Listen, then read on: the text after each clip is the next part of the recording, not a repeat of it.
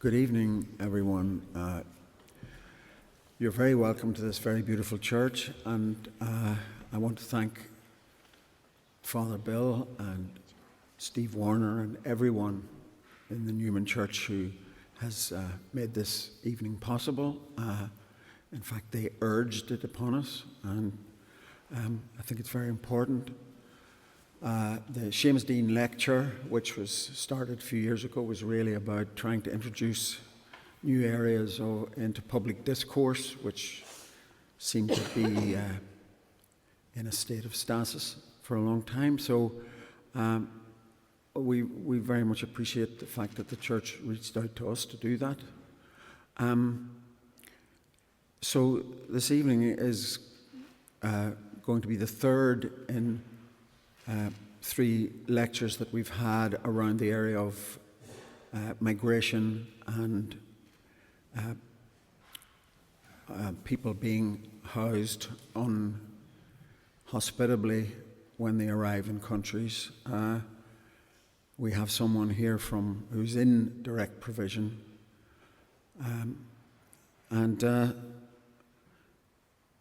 so we're going to start with some poetry, and then some music, and then some more poetry. The first poem will be read by Christiana O'Barrow, who is in direct provision, followed by music from Paddy Glacken and Neil Martin, and then Jessica Traynor will read some poetry, and then Mr. Deane will give his address. We called it after Seamus Deane because he is an extraordinary intellect, the most extraordinary intellect in this country or in any country. And it was appropriate that our intentions would be apparent in the name.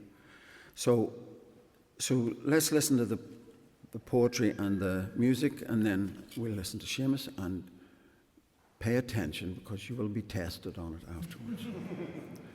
Okay? So, Christiana, would you like to start with... Here.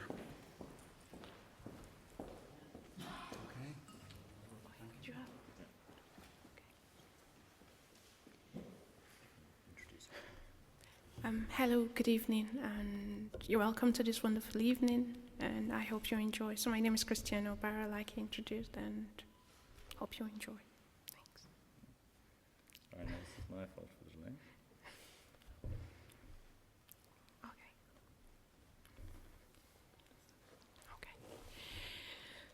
So with the whole chaos going on in the world today with migration, I decided to put up a small piece and hope you enjoy. Thanks. It's titled My Rights. He looked at her with a scorn and pushed her out the bed. You stink. Get out of here. You weren't saying that a minute ago, she whimpered as she tried to cover herself. What did you say? He thunders his fist that met her face with a smack. Illiterate. Get out of here before I blind you. They're always asking for money, he scorned as he gulped down another pint, propping himself up the high stool.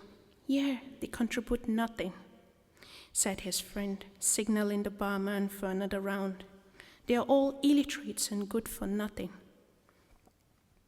She tried her best to clean the room properly, hoping that he will be pleased, but knowing that it's just a dream, she wept quietly as she bathed the kids.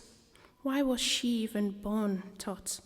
She swallowed her tears fast and smiled quickly as she heard him open the door. She peeped through the window with her martini gentle glass, raised her fingertip, her big diamond ring glittering through the stick of the sunlight coming through the curtains. The dirty Miss Boxy. I wonder why she wouldn't sell off that smelly old smack of a house and move out of this neighborhood. Her presence is reducing the cost of the real estate. Her frown deepens as she sighted a dusty old van stopped close to her fence, and mixed boxy grandchildren jumped out, screaming, happy, those dirty, loud illiterate. I wonder why the council wouldn't do something about their kind littering the neighborhood. They should have further restricting laws. The party was in full swing, champagne bottles propping in every corner. The ballroom was well lighted with beautiful people, all expensively dressed. The shabby little man sneaked in through the kitchen back door with his 5-year-old daughter. He grabbed his pocket and brought out his worn-out food bag. As fast as a mouse, they started emptying the leftovers from the plates just brought in, their eyes darting in all directions, scared. "Stop the party," this handsomely dressed celebrant just said. "There is news. Stop the music," he yelled. Everybody stop. The whole hall came to a hush as they all stared at him. "I have just received news that infiltrators have just invaded the house. We have a crisis at hand. They are in the kitchen right now, stealing our hard-earned food." A silent gasp could be heard throughout the hall. Then the whisper, "I wonder why they cannot stay in their houses. Why can't they go back to their shithole? Once there lived a wise man who many titles have been betrothed. His voice can be heard saying, 'Blessed are the merciful, blessed are the pure in heart, blessed are the peacemaker.' It is easy to blame others for their conditions and praise ourselves for our good fortune. We forget a game is always just as good as the card we are dealt. I hear people blame the rich for the poverty of the poor. They say the rich exploit the poor. They ask for equality, cry for equality, yet can't believe that that rich country like theirs could be responsible for the poverty of poor countries. Maybe we see you as the rich. Why not equality for all, the real equality? Rights. What does it even mean? When you believe if all have equal right, you will lose your right. When you give me the right to work, you believe I will take your job.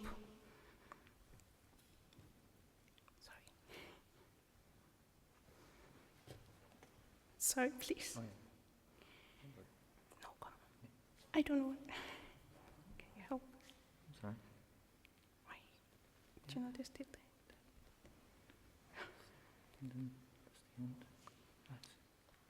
Okay. Sorry, please. Right, what does it even mean? When you believe if we all have equal rights, you will lose your right. When you give me the right to work, you believe I will take your job or your right to work. If you give me the right to live here, I will not take your rights. I will take your right to your culture. Where in history have the 1% culture dominated the 99%? I know not. Look into your heart and ask, what are you really afraid of? I come to you because I am distressed. You keep me in a part of the town your youth wish not to leave, and put me in a room shared with a stranger. I thank you very much for the bed space, the food, or only to look through the window and see protest. We have homeless, and they should be given my bed space, or maybe they don't want it, because I want to be like them. That's all I have always asked for, to have a residency right like them, to have work rights like them, a white skin like them, so nobody's gone when I pass. Right is wonderful. Right is a wonderful word, a word I might never fully understand, and pitifully maybe my children. Ireland, my dear Ireland. Isn't it strange that I love Ireland more than some Irish? Some Irish feel inferior to some Australians or America, even the British. To these Irish I say, come on. I could go elsewhere but came to Ireland. Ireland to me is the best country in the world. It is not how urban or technological advanced a country is, but how proud and in love you are about the place. Look into yourself and be the best that you are. See beyond my color and your fear. You are great travelers and you know the world. Teach others how to be human and let them follow you. A society is reflected in its treatment of all. Men were once scorned that if they gave women the rights, equal rights, they would lose everything and the world would become chaotic. What happened when they did? I see no more organized women in the world like the Irish women. When they come together to say yes, it stands. You know what it is like to have no rights. When then will you stand with policies which give less right to others? Whatever excuses you could give, the men had given. Say no to unequal rights for mankind. Say no to fear. Every challenge has a solution. Think hard enough and you will find it. Be me, let me be you. Smile to me so I can permit to smile to you. Work with your government. Believe me, they are still among the top 10 best in the world, irrespective of all their faults. I will end by saying, no matter what happens to me and my family in our asylum journey, always remember I have never loved the country as much as I love Ireland. Thank you.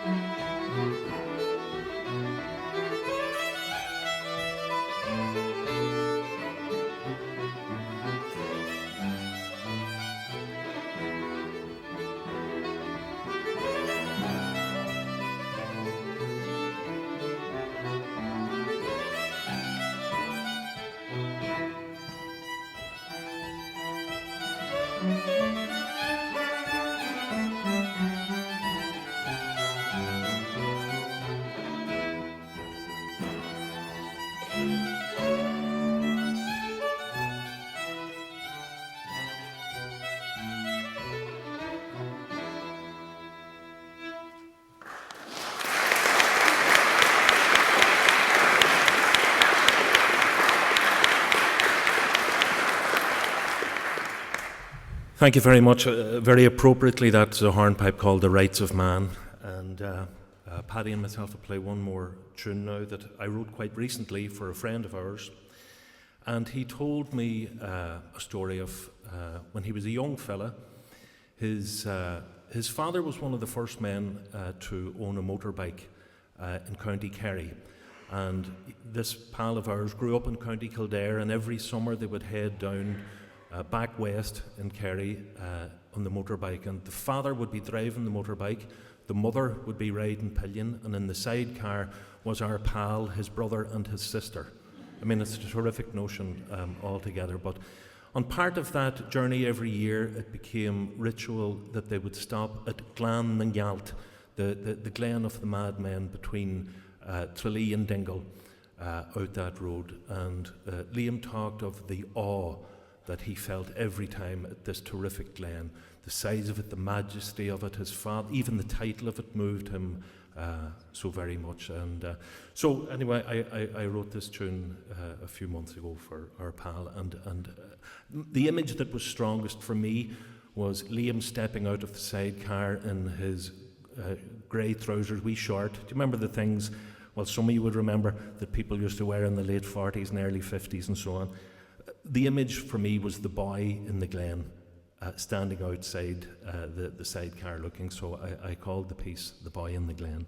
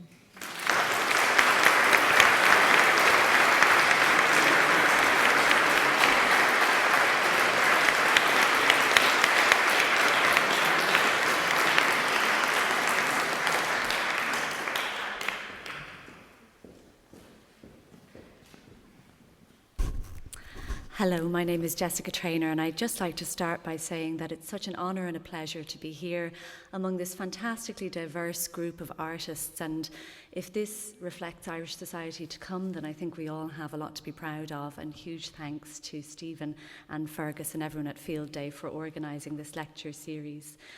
In 2016, I was commissioned by the Salvage Press to write a series of poems in response to Jonathan Swift's A Modest Proposal.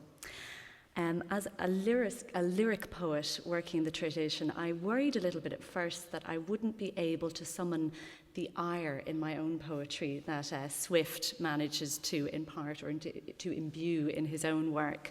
But thankfully, 2016 provided a lot to get irate about.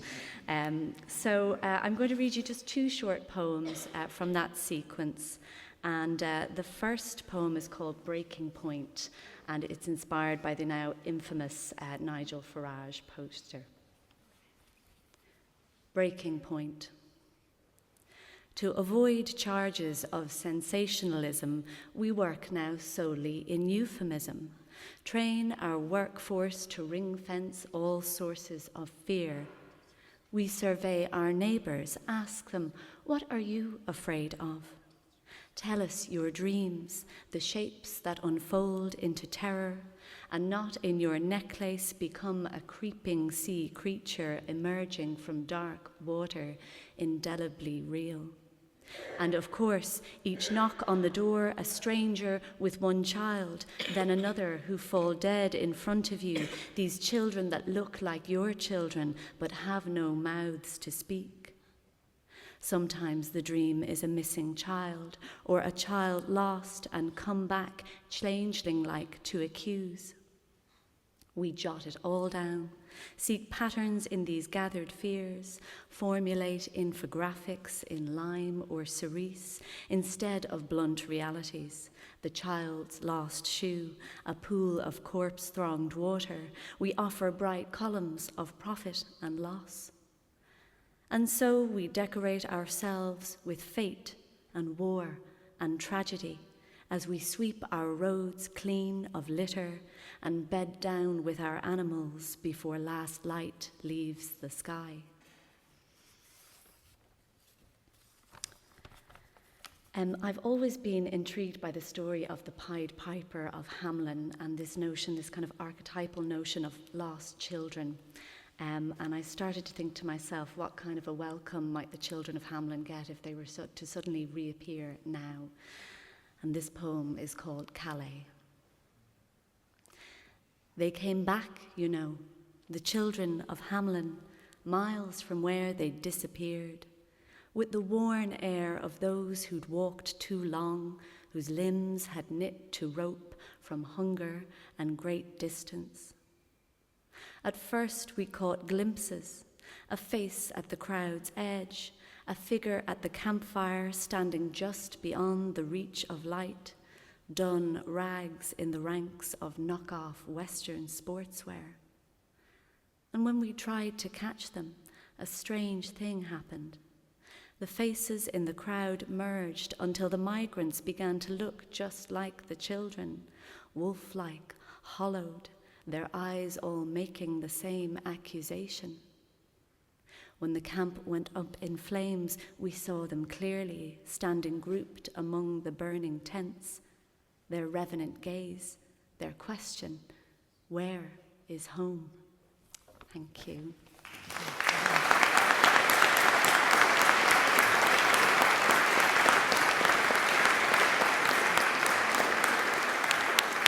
And now I'd like you all to welcome Seamus Deane.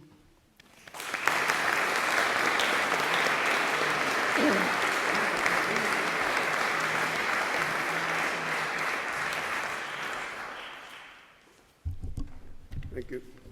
I was going to sit, but it would have been too dwarfish a fit to sit below your eye level.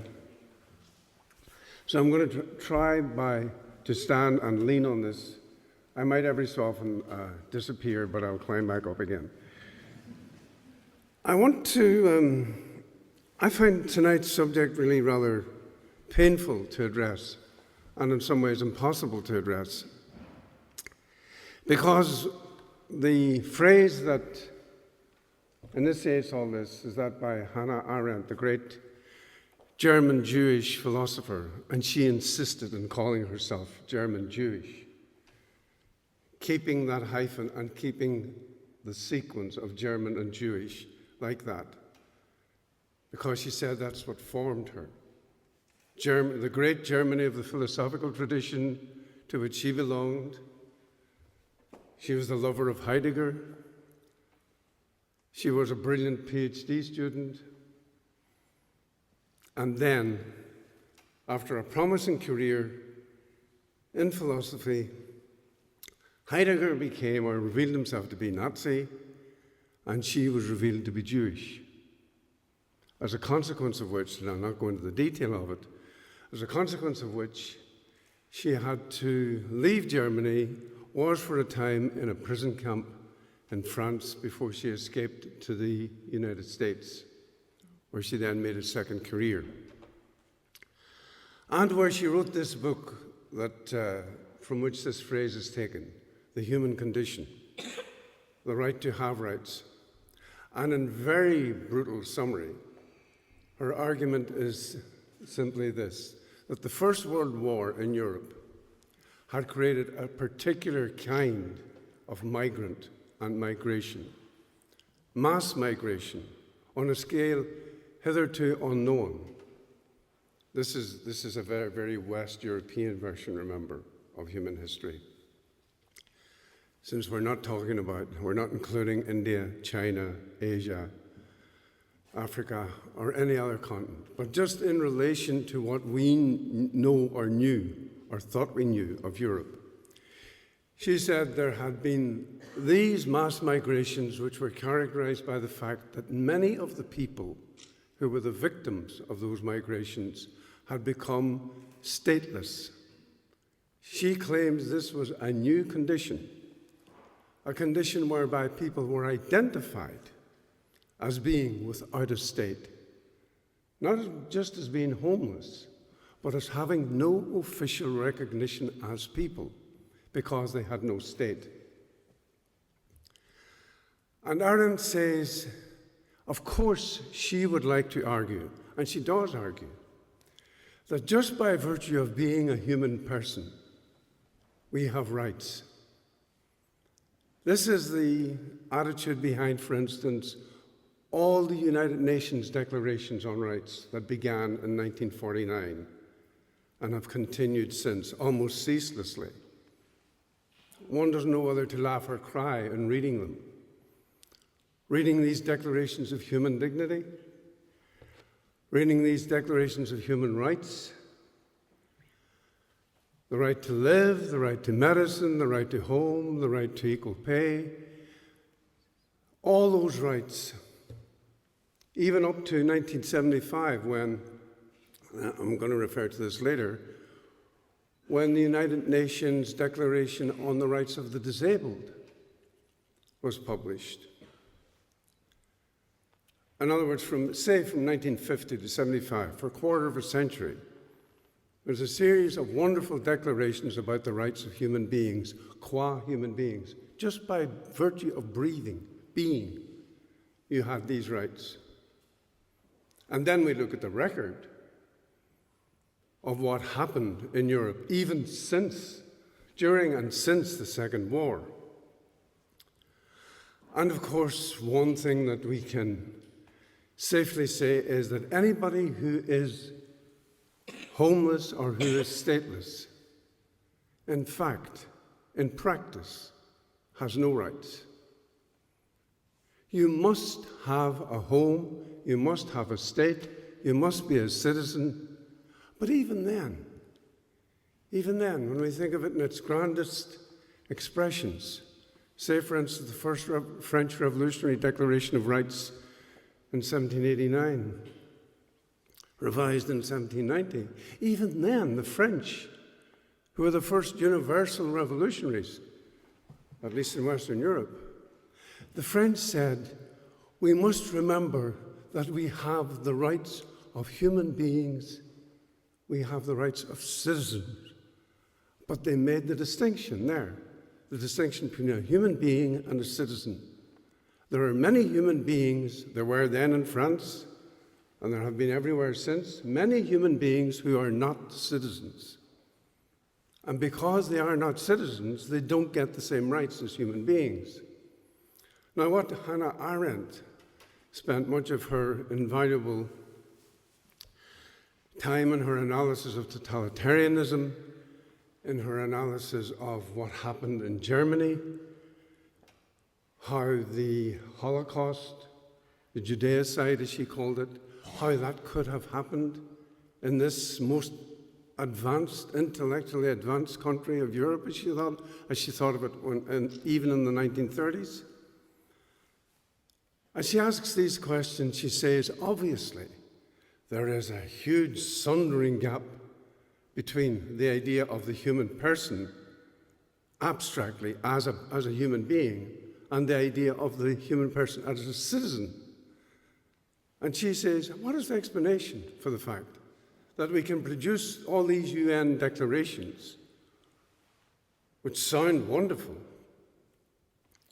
which sound almost pathetic in their wonder?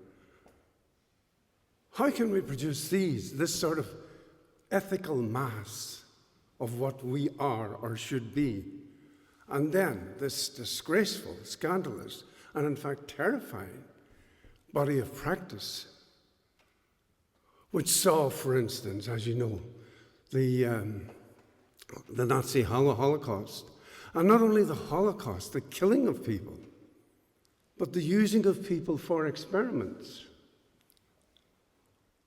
You know, sinking, one of their favorite experiments then was to hold a woman by the hair and sink her into ice-cold water and hold her there until she died, but with all sorts of instruments, measuring the reaction of her skin, her inner organs, etc. And they were doing this because it was for them functional. It was about how to help their submarine crews in war, how to find techniques for keeping them alive in water when the submarines were struck. And in fact, almost all of the Nazi experiments on blood, on wounds, I mean, they would shoot people deliberately shoot people at different ranges to see how the bodies reacted, to see the span of death, to see the span of injury, all for the utilitarian purpose of helping the troops at the front. It wasn't, they said, just for cruelty's sake. It wasn't cruelty, it was a utilitarian business. It was medicine.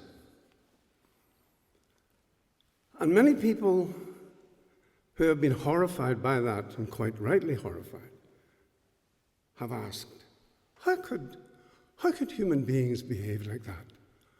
What is it that makes human beings plumb such depths of depravity? People who come from societies where that sort of thing is practiced and has been practiced for years. For instance, if one were to say, how many countries, and I'll just confine myself largely to the West and Russia, how many countries have populations in which there is a group that is reserved for experimental purposes? One would have to say almost every country of the West. Prison populations, for instance. Populations of the disabled. As you think of the practices associated with being disabled, again, one thinks of a breakthrough in revolutionary France when for the first time it was a French doctor said, these people who are disabled should not be treated as they have been in the 18th century.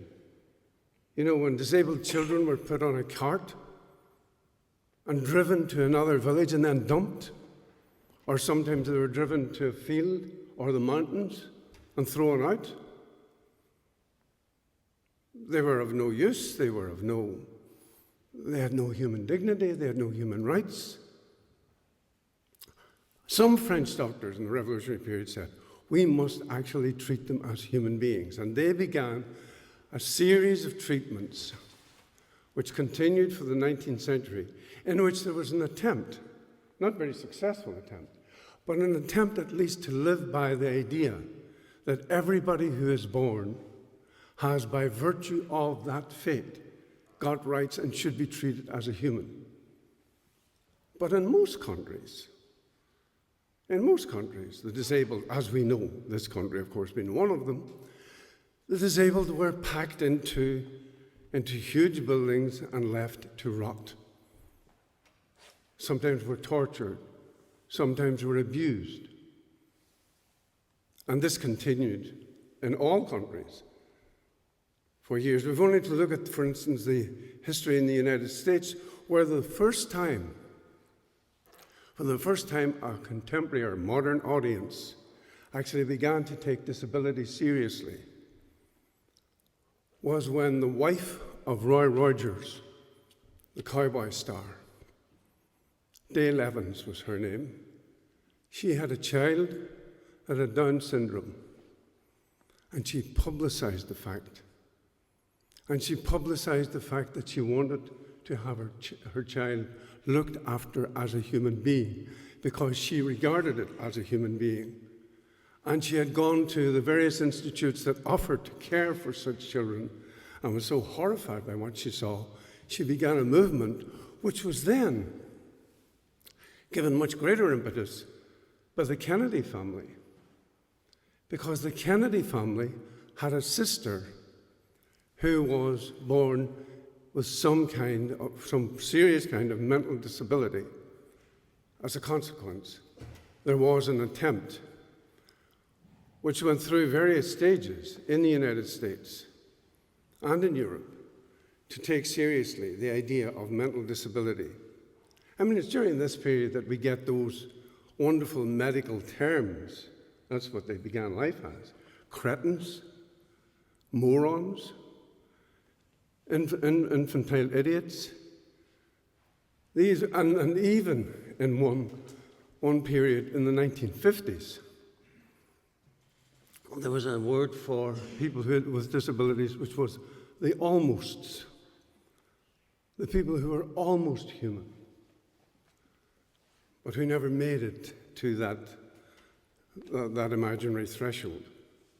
At any rate, the point that Arendt and others were trying to make after the Second War, during and after the Second War, is that it is not impossible, it should not be impossible for us to imagine what the Nazis did as being something beyond the human threshold, beyond our ken. We all live in societies where this sort of thing has been done. Where, for instance, people who are under death sentence, again in the United States, were given the offer, and I've seen movies made out of this, though in a different idiom, where people who have already been sentenced to death have been told that they can escape the death sentence if they agree to be experimented on. If they survive the experiment, they're free. And the experiment often meant dreadful operations, chemical, surgical, sometimes without anesthetic. Sometimes deliberately giving people diseases like leprosy, so that they could watch how this developed, and saying it was all in the name of science and medicine. Arendt agrees. Arendt says much in modern medicine, much of what we know scientifically about the human body in the modern era is actually based on torture. Torture of the disabled and torture of the people who are excluded from the mass of human society. So she says the problem, therefore, is for her as a philosopher to say, how can we have this bivalve world? On the one hand, the wonderful declarations of human dignity and rights. On the other hand, these dreadful operations that I've been speaking of on people who, whether they're disabled or whether they're stateless, and to be stateless is to be politically disabled, this kind of conduct is taken for granted as something that might be in the cause of human progress. There might be some sadistic streaks here and there, but generally. And she says, in effect, how this happened, how we pass from one to the other, how we manage to live in a world in which both exist, torture and human rights. She said, it's through the process of the law. And she says the great instances of international law are the instances to which we must look in order to discover the human capacity, especially the Western political capacity, to combine the highness and the rights-based attitude towards the human person. And she says, of course, that Nuremberg was one, Tokyo was another example, but she says, and this is how, of course, she became famous, notorious, loved and hated at the same time. She said for her, the great contemporary trial that demonstrated this was the Eichmann trial in Jerusalem, where, as she says, and you remember she was employed by a New York newspaper to report on this trial, and those reports, which then became the famous book, The Banality of Evil, these reports tell us that the essential features of the trial were always, if you like, doubled.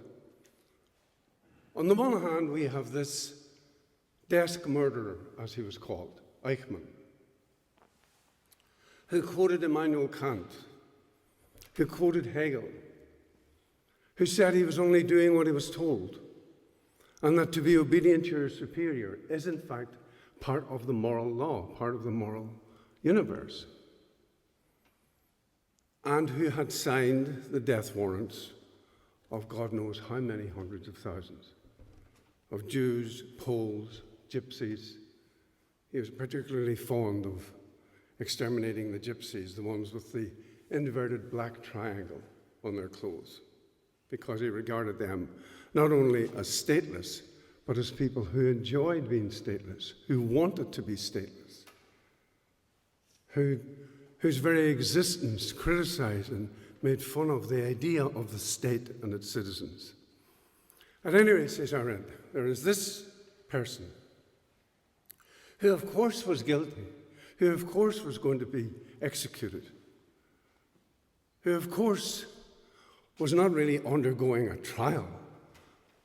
He said, this was, as much as what had happened in Moscow in the 1930s, this was a political trial. This was a tribunal. She said the Israelis, who themselves, of course, were doing to the Palestinians what had been done to them. The Israelis wanted this to be a trial because what they wanted to do was not just show what the Jews had undergone in Auschwitz or other places, but to show that the reach of justice, that great word, the reach of universal justice had enabled the Israelis to snatch Eichmann from Argentina, put him on trial in Jerusalem, get hundreds of survivors speaking several languages, of course, because they came from all over Europe, who sat in that court giving evidence day after day after day. I mean, very few people managed to listen to all that evidence, but that wasn't the point. The more of it there was, the more that it was in foreign tongues, the more effective it was. Because what the Israelis wanted to say is, this is a universal crime, this is the action of universal justice. This is where the Declaration of Human Rights actually finds one of its fulfillments, the punishment of somebody who denied them by universal justice. Now, Arendt says this was actually an exercise in hypocrisy. Imagine the courage of a Jewish woman saying that then. She said this was hypocritical. This was a Zionist, nationalist exhibition of might, the might of the Israeli state. This was a mockery of justice. She said, of course the man was guilty, but this wasn't a trial. This was a tribunal. Just as, in Moscow, when we looked at what we then knew of, the Moscow state trials, where so many, not only so many had been executed, but so many who had been themselves leading communists, leading revolutionaries, had been executed. Where in 1960, the French philosopher Merleau-Ponty wrote a book called Humanism and Terror, in which he says, the only way to think of terror, the state terror, the way the Soviet state practiced terror, killed so many people in the name of progress, in the name of the October Revolution, in the name of the human, or in the name of the new man. Because remember, of course, one of the things we have to constantly remember is that many revolutionary movements are movements which say, with us, human nature changes. With us, a new person, a new image is born of the human. It's not the old human nature, it's the new human nature. And for the achievement of that human nature, great sacrifices must be made, even the sacrifice of terror. Merleau-Ponty says, think of it like this. Think of it that you're writing history, or trying to write history, from the point of view of the Last Judgment. You can say, and he says, as many of the Russian or the Soviets knew, many of those who were killed were innocent of any specific crime. They were sincere communists. They were ardent revolutionaries. But they had to be killed for the sake of the revolution's success. And Merleau-Ponty says, so in the final judgment, if in the end, let us say, the Soviet state had prevailed, had become the world state, communism and or capitalism, we can switch these things about, one system had become predominant. And everybody then could say, oh, those who were killed, well, they were killed for a good reason. The good reason being the present day, the present globalized state that we are in. That might have been prevented if those people had been allowed to live. Now, Merleau-Ponty is saying, this is a kind of calculus that is part of a political system that we in the West have engineered so that not only we preserve the revolution, but we can kill millions of people while preserving the idea of human rights, because we're killing them for those rights, for the preservation of those rights in history. Arendt says, when we think of the populations that were moved largely from east to west, say between 1918 and 1958, the date of her book, this book was published, she said it's beyond reckoning how many people were moved or had to move, but it was at least 30 million. 30 million people in the small continent of Europe were moved, forcibly moved. They were Germans, they were Poles, they were Russians, they were Jews, they were Gypsies, they were Bulgarians, they were Romanians. She said, think, for instance, of the Romanian army. in the Second War. 20 divisions were, they joined the side of the Nazis, and they fought. 20 divisions of the Romanian army fought with the Germans at Stalingrad, and of course had terrible losses. But once the Russians won the Battle of Stalingrad, the Romanians switched side, and that same army marched with the Soviets into Germany, killing on the way many of the people who had supported them as they were going east. Now they were going west. Those who had supported them on the outward journey were now enemies on the inward journey. Arendt says, again, one has to recognize that human beings are not seen as human beings as such. There is no abstract human beings. There are only human beings who are German or right-wing or left-wing or living in Munich or living here or there or wherever, and whose political importance is going to be decided by someone else.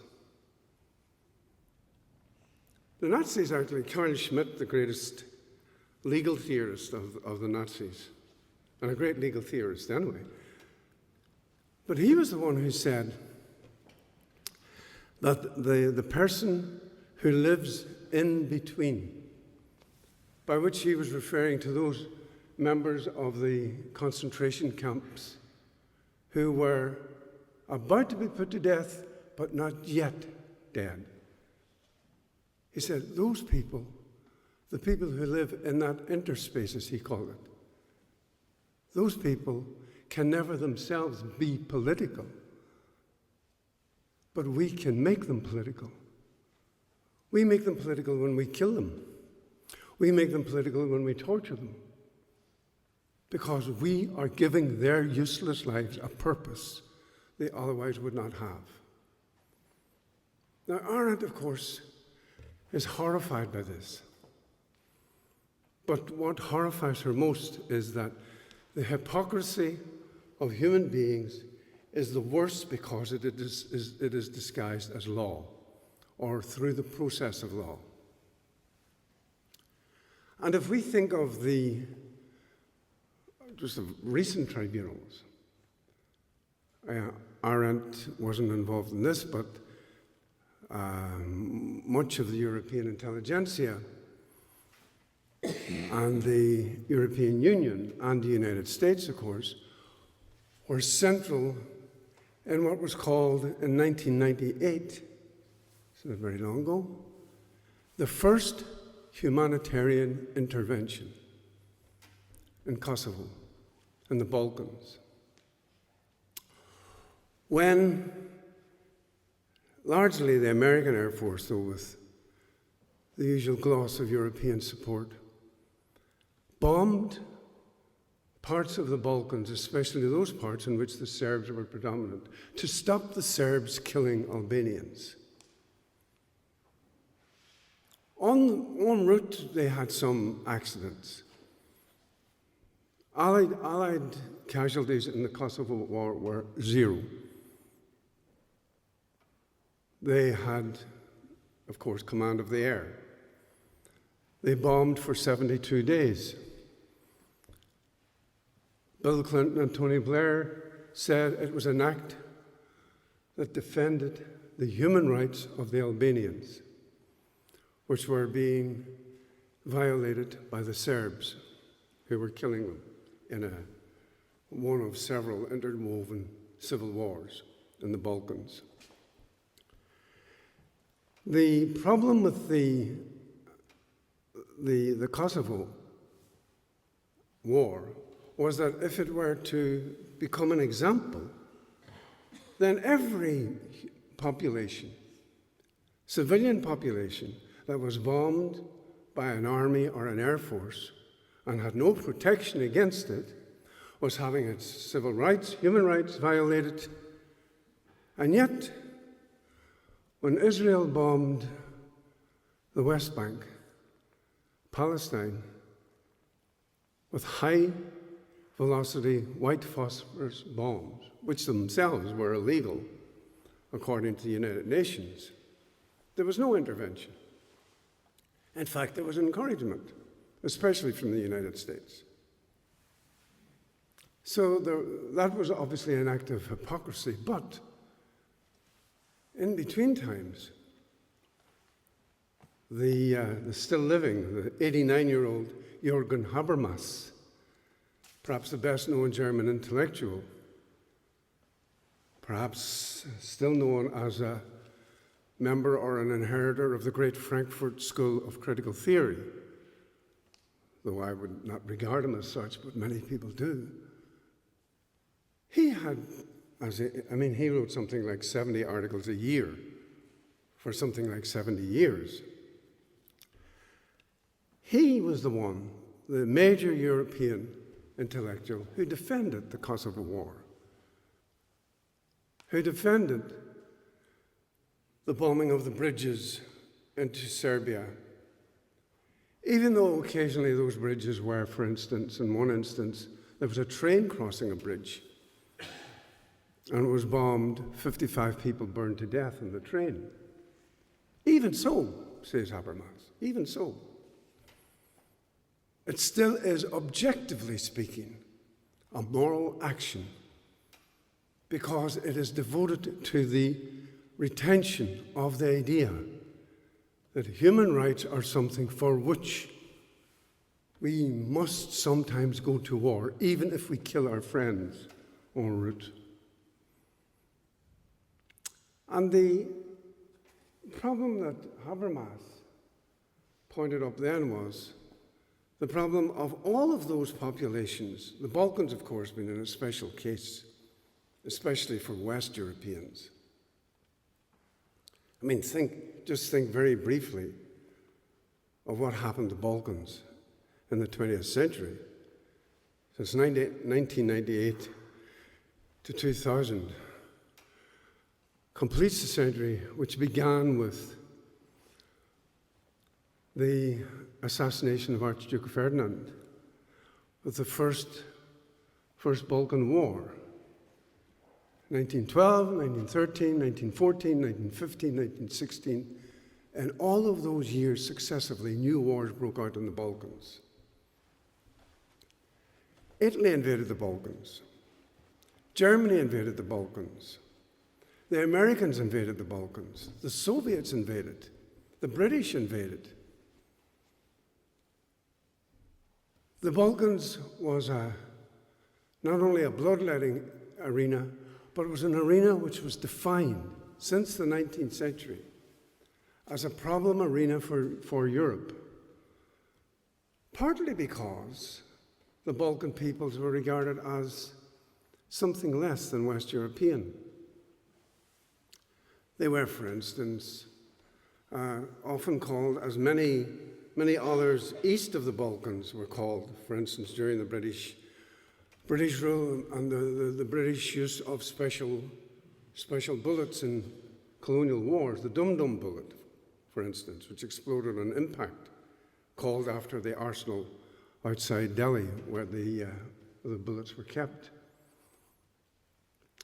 But their use was defended because they were used against natives. And natives, the British military attaché said, speaking of Africans, and speaking of Serbs, and speaking of Egyptians, he said, we know natives are less amenable or less liable to suffer pain than white people. They are much more animalistic than white people. Even when they're shot, they continue to fight. Therefore, it is necessary to have armaments that will take them down quickly. Even if, as in the Zulu Wars, the enemy was armed with spears as against rifles and machine guns. But still, we're talking about the preservation of a particular Western vision of what it is right to defend. Now, I always think it curious that when the literature on populations and the scale of population and the problem of how many people there are in the world, when that literature began in the 19th century, before we would reach the condition we're in now, where there are now more people alive in the world than there are of all the dead that have ever died since the beginning of recorded history. We used to talk about the legions of the dead, but they're now small compared to the legions of the living. You can't join the legions of the dead unless you want to join a minority army now. But, of course, this has been a problem, still is for us. The first person to address this, again in the West, was an Englishman called Thomas Malthus, who was notorious in Ireland, of course, for his advocacy of what to do with the Irish, especially during the famine years. But Malthus said that he had realized that population increased geometrically, but food production only produced arithmetically. Therefore, there was always going to be a population crisis. Therefore, we had to reduce populations, because there was no prospect then of so increasing the food supply that everybody could eat. And anyway, even if you did, as Ireland quickly showed, if you didn't increase the food supply, if you didn't have a proper distribution system, there'd be plenty of food in the country while millions starved to death. This has been repeated all over the world, but especially in colonial countries. You know, Ireland and, for instance, India used to have regular famines when they were colonies. When they achieved independence, the famine stopped. Not entirely a coincidence. Part of the RN's point that famines, population reduction, all of these things are political. They are not acts of nature. They're not acts of God. But the interesting thing I find about, or one of the interesting things I find about Malthus, was that Malthus himself was the first to call for the extermination of defectives from the human population. But Malthus himself was, quote unquote, defective. Malthus was born with a hare lip and a cleft palate. And when we go from Malthus to Jürgen Habermas,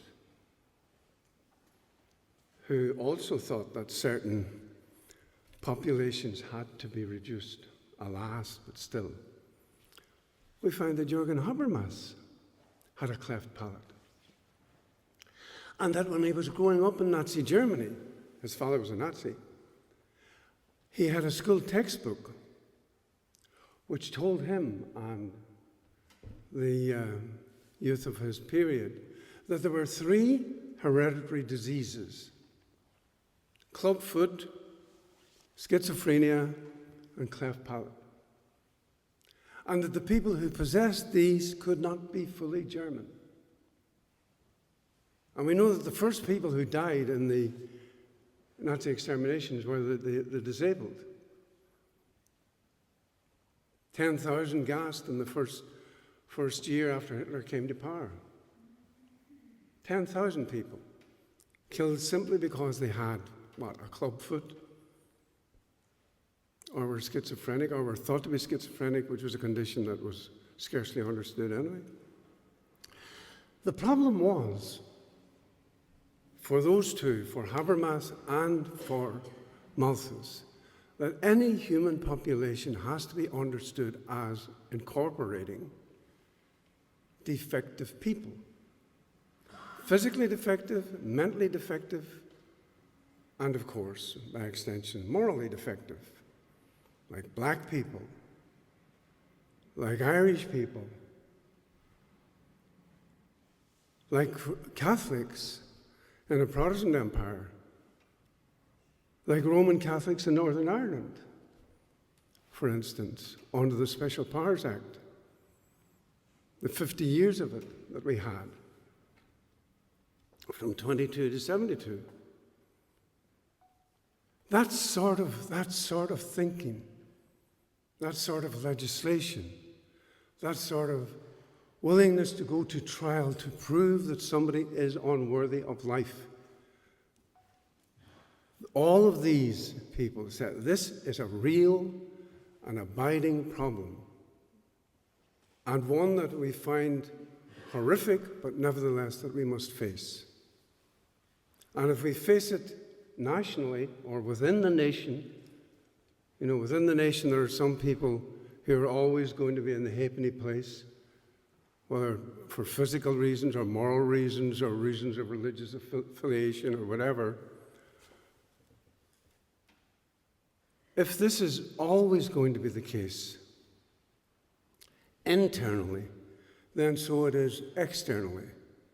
So it is, if we have a law within a nation, we need a law between nations. We need international law. And again, Arendt and Habermas both say, therefore, the mark of civilization is the degree to which we can devise international law which protects the rights of human beings, but at the same time allows for the practice of violence against those whom we can rightly regard as non-human or as anti-human, as criminals of some sort. So at the Nuremberg trials, for instance, we had the Russian delegate give to the German Nazi victims a lecture just before the death sentence was passed. A Russian general who had flourished under Stalin said that one of the cruelest things about the Nazi regime was the way in which it had forced people from their homes and led them or forced them to take trains to the camps.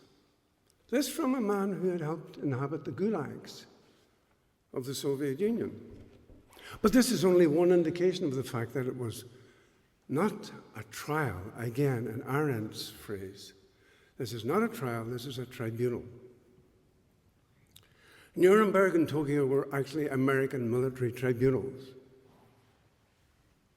The Indian judge who resigned from the Tokyo trials said the crime in Tokyo was to have been on the losing side. Even the Japanese, so subservient as they have been to the Americans ever since, even the Japanese took the bodies of the 7 dead, the 7 who were executed, the 7 generals who were executed, and put the remains in the Yamamoto Shrine for national heroes, because they did not regard the fighting of a war as a crime against humanity. The only people who regard the fighting of a war as a crime against humanity are the people who win the war. The defeated are the criminals. And this has been the case since 1914, when for the first time in European history, the leader of a nation, in this case the Emperor Wilhelm, was adjudged to have been guilty of a crime and therefore worthy of a trial. But he had fled to Holland and the Dutch wouldn't release him for trial. But as Karl Schmidt pointed out, the moment you begin to say that a war is the result of a particular person's criminal tendencies, then immediately war is a crime. War is criminalized.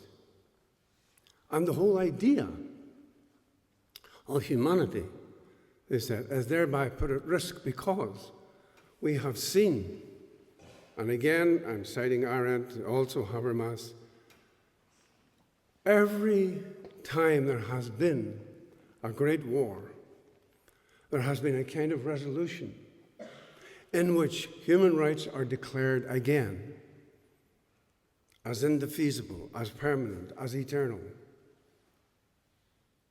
And yet the idea is to incorporate that wonderful language of human rights, to incorporate that into the next war, into the reasons for the next war, into the reasons for bombing Kosovo, into the reason for exterminating the Palestinians.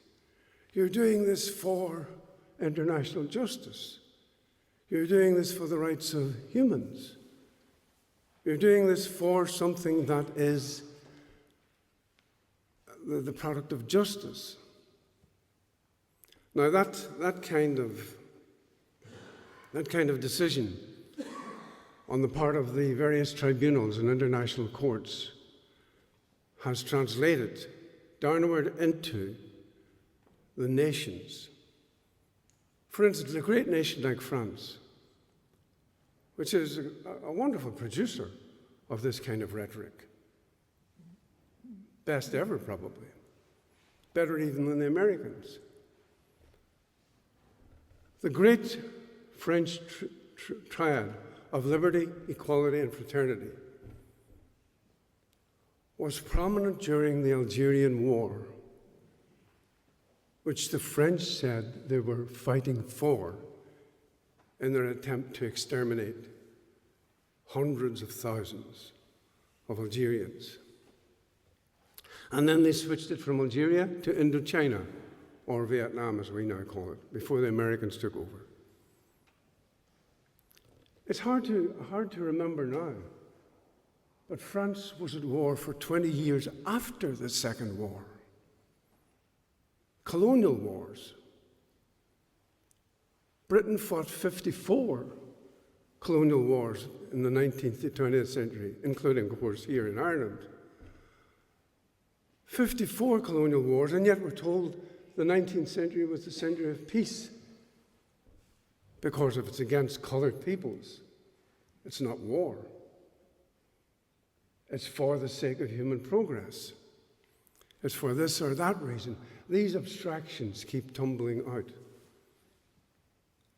The point is not simply to say human beings are hypocritical or that human beings have ethical ideas and they have corrupt practice. No, what Arendt and Habermas and many others have told us is there is a connection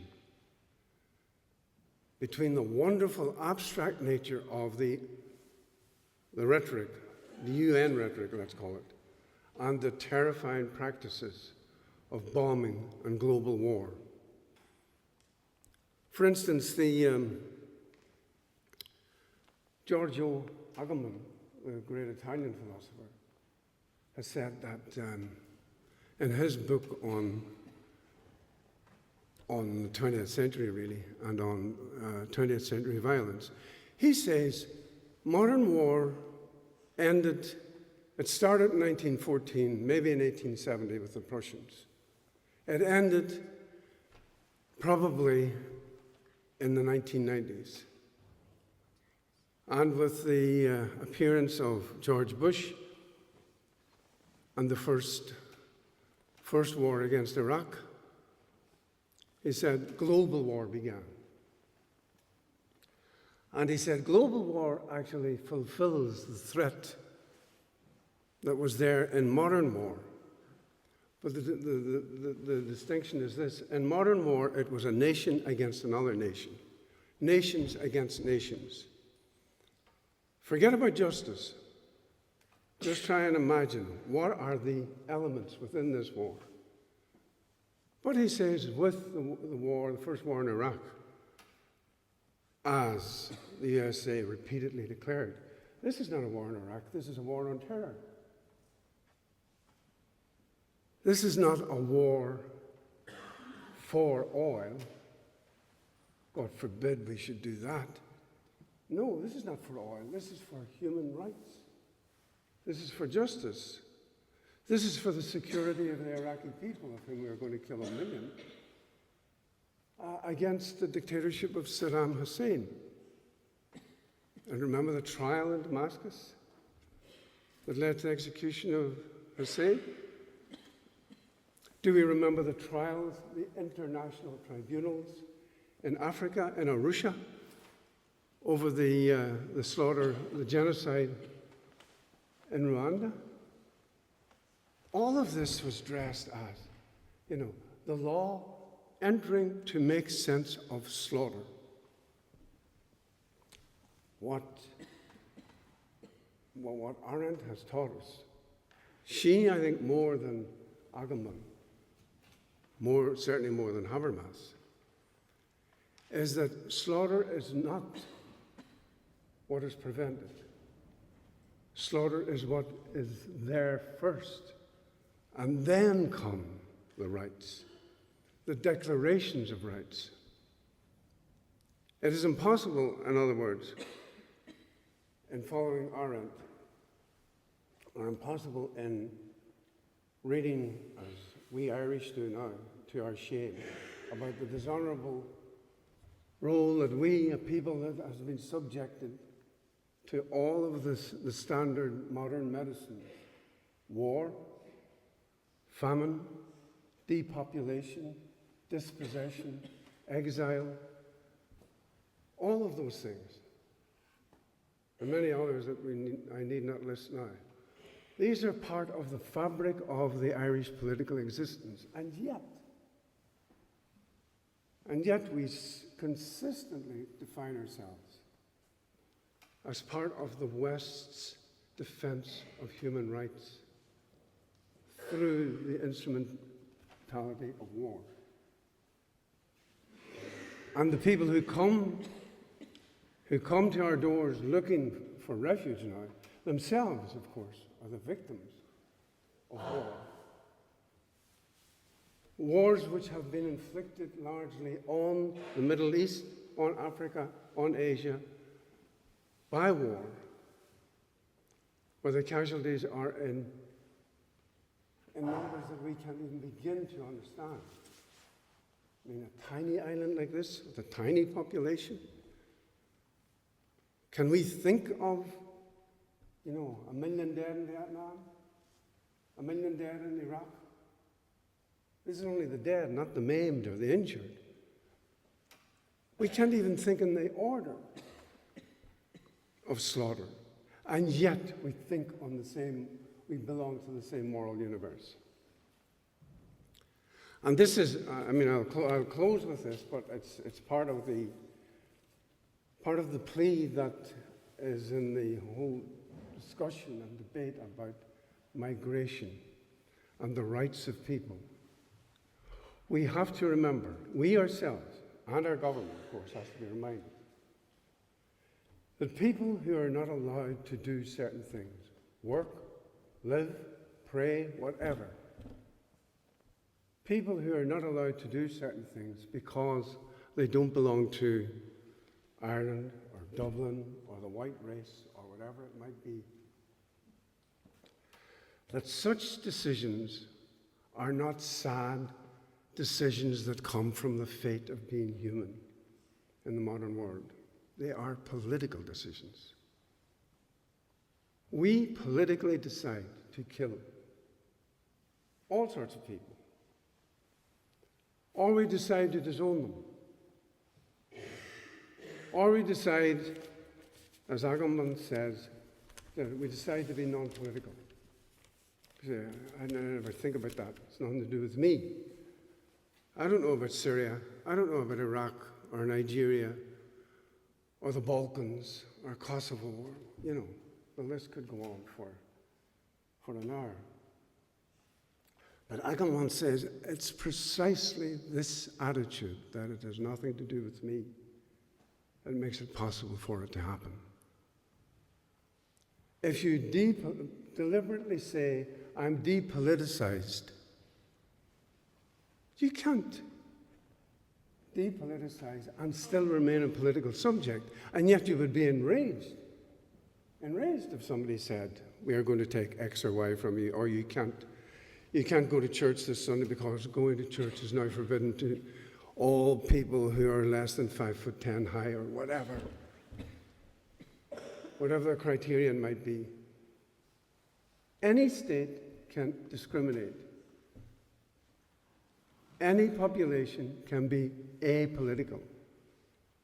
But only when a population declares itself to be apolitical, it actually gives license to the state to do what it thinks fit. And we know that, again, to go back to the original, this is what happened in Germany. As Arendt said, in shock and horror, when she saw her colleagues at university join the Nazi Party, be promoted before her. Others been chucked out of university. Others been imprisoned. And she said she went to German she knew, and she said, how can this happen? And they said, we don't know. It's nothing to do with us. This has to do with politics. And after all, we're all Germans. But she said at that point, we weren't all Germans. At that point, being German, being Irish, being whatever nationality, had suddenly sundered, split. And some people within the territory of Germany were Germans, and some were Jews, and some were gypsies, and some were this, that, or the other. And suddenly they were islands in an ocean. And then suddenly the ocean washed over them, and they were gone. And just like Ireland after the famine, so in Germany after the Judaicide, one of the debates always was, why does nobody ever talk about it? Why won't people admit, for instance, in Danzig, that there used to be 25,000 Jews, and now there are none? Where are they? Why does nobody ever speak of them? And people said, nothing to do with us. We're apolitical. We are innocent. Yes, we know they used to be here, but now they're gone. It's fate. It's the way things are. That's life. And that's the kind of situation, even on a much smaller scale, that we find ourselves in relation to all of those people who want to get into Ireland now for safety, and also to all of those people who are no longer in Ireland because they've been kicked out. For all sorts of reasons, economic, religious, racial, going back for centuries. Think of how silent Ireland was after the famine.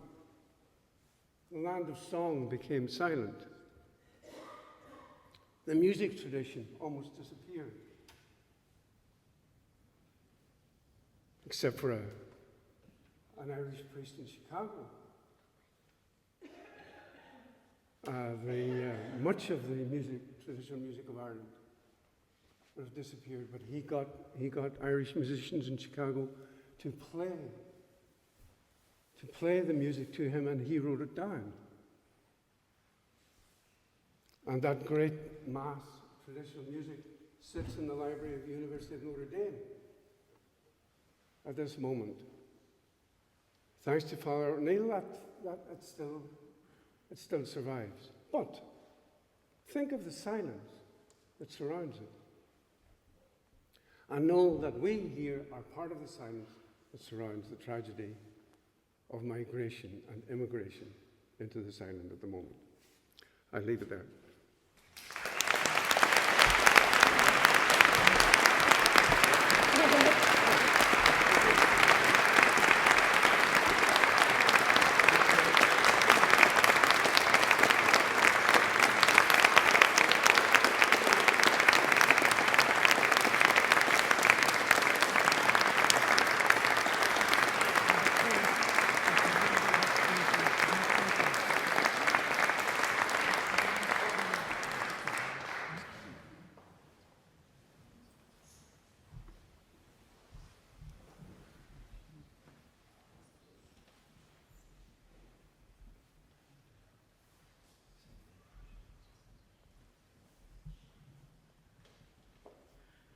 Good evening. I'm Father Bill Daly. I'm the director of the Notre Dame Newman Center for Faith and Reason.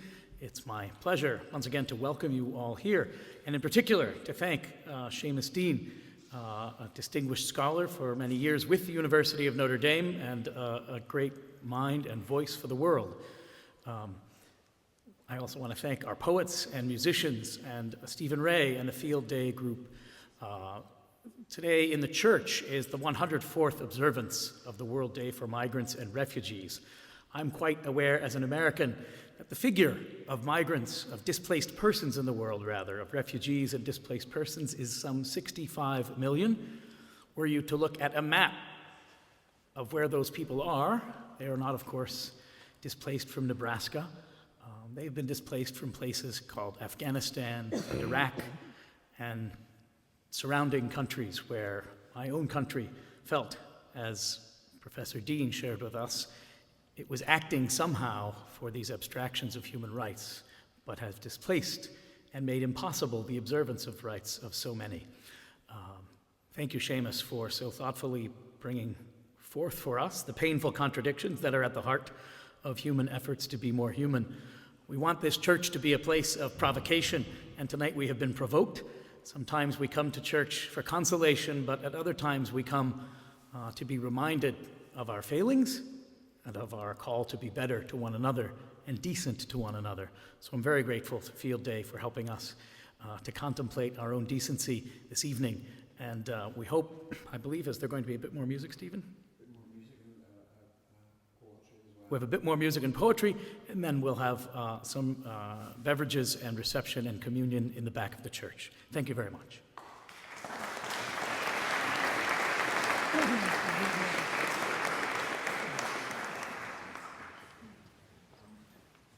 So we're going to hear some poetry from Chiamaka Enyamadi.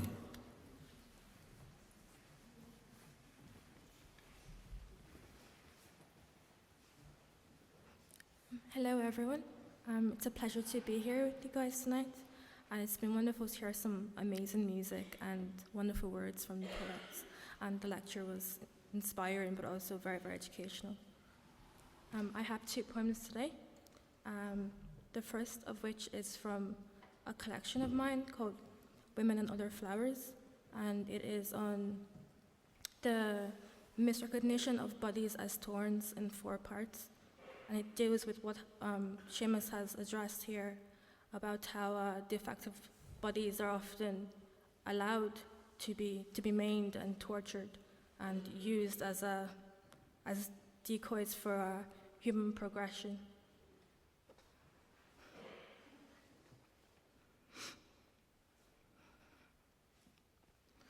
The story begins with worth. This body and its dark petals. What does it mean to love your neighbor as you love yourself? When your beauty is stolen from your skin and your hair, and the name your mother gave you when she took you from the wet hands of the midwife. Pale as you were then, your eyes were still darker than the color of sun-baked mud after the rainy season. And she knitted her Africa into your name, tighter than the way God knitted it into your jungle hair and safari skin. And now, you cannot look yourself in the eye.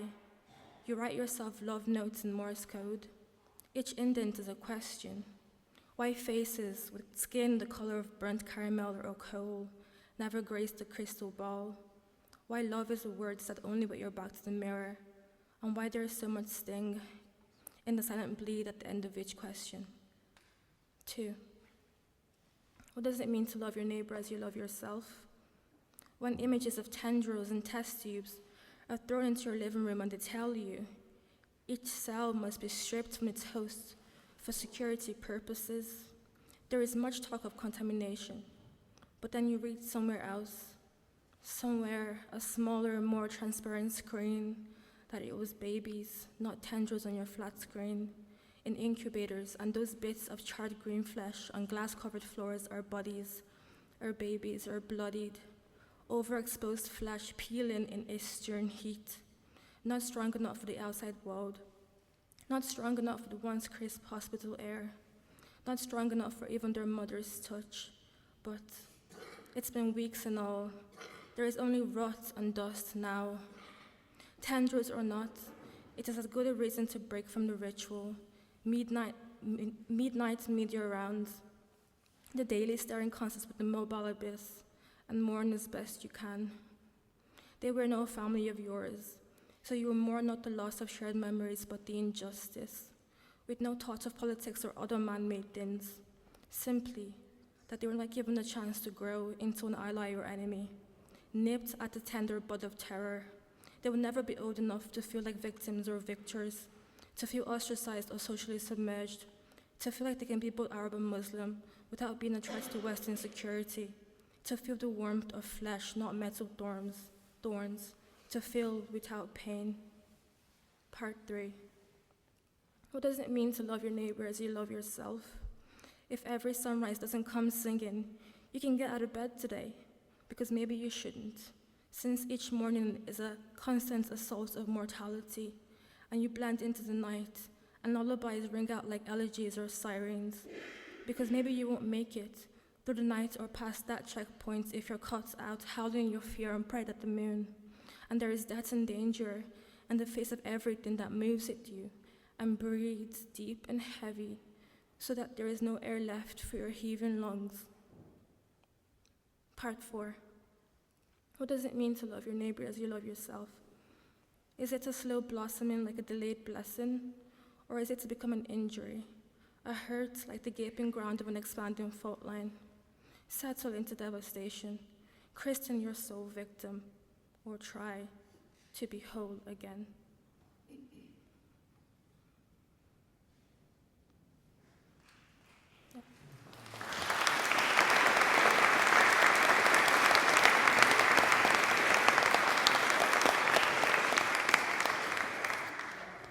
The second poem, it was commissioned by Near FM as part of their Poem of the Week series, and I wrote it to commemorate the 58th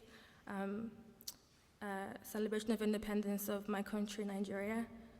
And despite the I suppose the colonial history of Nigeria and the atrocities on which it is founded, I feel as a person of that nation that there's beauty and there is a sort of a majesty in the construction of a group of people that have different cultures, but that live together and that celebrates those cultures. And this poem is called "The Sun Rose and Shines" on October 1st, 1960. A nation coming into itself, trying to rise with the sun, with nothing but a man-made horizon to aspire to, with freedom in its sights, to grapple with a chain-choked past, a rotting corpse clothed in brutal regality. A castle in ruins is still a castle, still an unfit residence for a queen, still a site of history unraveling in a whirlpool of madness, still an unshakable majesty. She is majesty. She is a nation renaming herself, remaking herself, untaming herself in an attempt to remain whole, to encompass every sweet God-given man-made thing, in an attempt to look upon her burning cities and not be discouraged, and not drown in a sea of despair that could overwhelm the foundations of ancient empires. Thank you.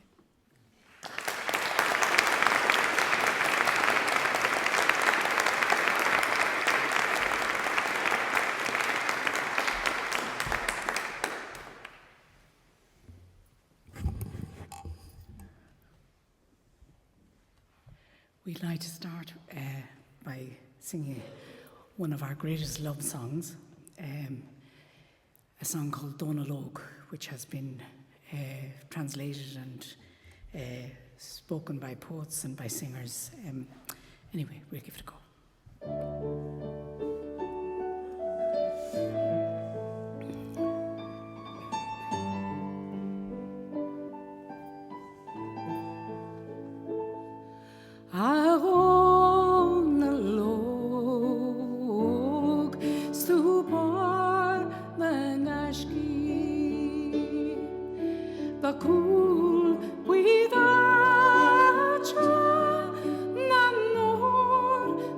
Nature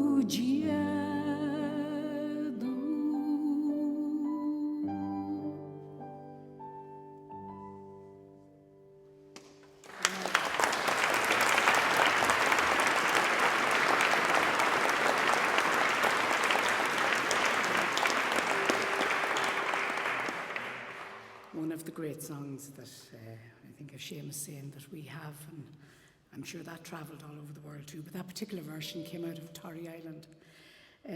We're continuing on another song, a song that we both learned from our mother, who sang it regularly, and it kind of came back into our repertoire there recently.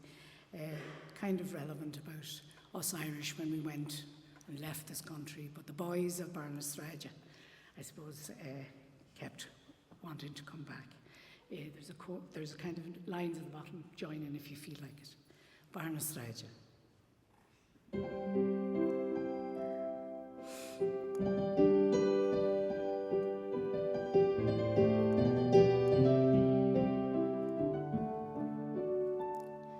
Oh, the town that climbs the mountain and looks upon the sea,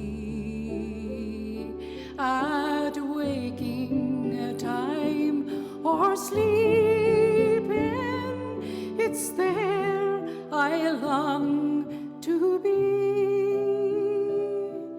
to walk again those kindly streets in the place my life began, where the boys of Barnastraja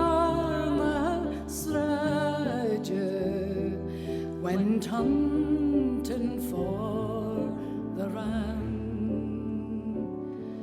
With cudgels stout they roamed about to hunt the gay trolling.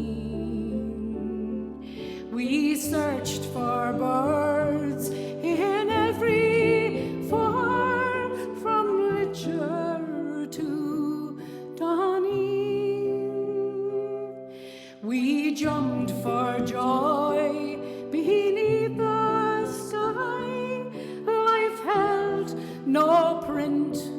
nor plan for the boys of Barna Sraja who hunted for the ram. And when the hills were bleeding and the rifles were aflame, to the rebel homes of Kerry the Saxon stranger came. But the boys who fought the Oxy and beat the black and tans were the boys of Barnasraja who hunted for the ram.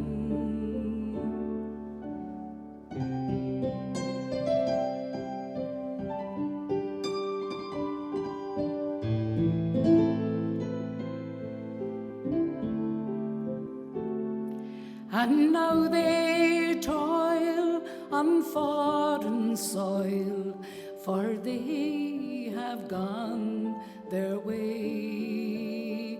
Deep in the heart of London town, or over on Broadway, and I am left to sing their deeds and praise them while I can. Those boys of Barnasraja who hunted for the ram. And when the wheels of life runs down and peace comes over me, oh, lay me down in that old town between the hills and the sea. I'll take my sleep in those green fields, in the place my life began, where those boys of Barnasraja went hunting for the ram.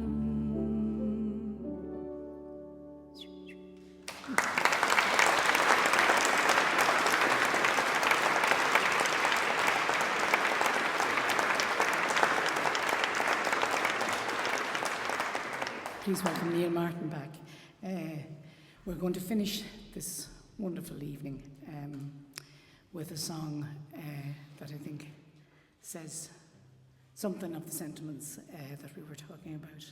And it's The Minstrel Boy. So, go to me, Michael.